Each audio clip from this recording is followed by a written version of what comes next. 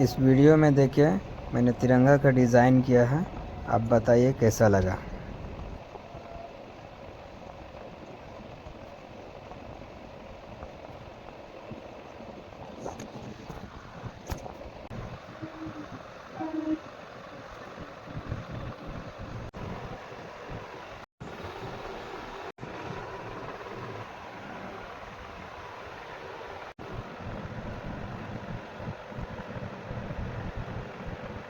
ये बहुत ही good artist मेरा भाई सद्दाम भाई, जो हमसे पूरा सीखे बचपन से लेकर अभी तक।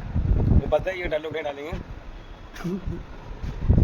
ये मेरा पता है कितना अच्छा हैंड राइटिंग है, इंडिपेंडेंस डे और ये फ्लैग काम बाकी है।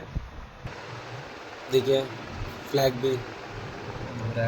आई होप सो आप लोगों को अच्छा लगता होगा।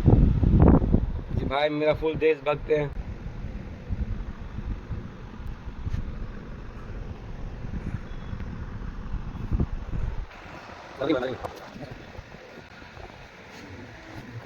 मजा आ रहा है देखिए।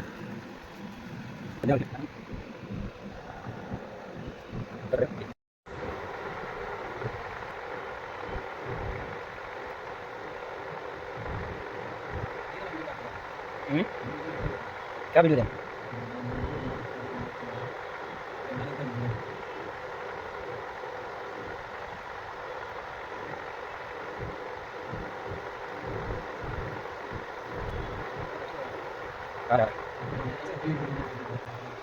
गुंडाई मत बतियो हाँ।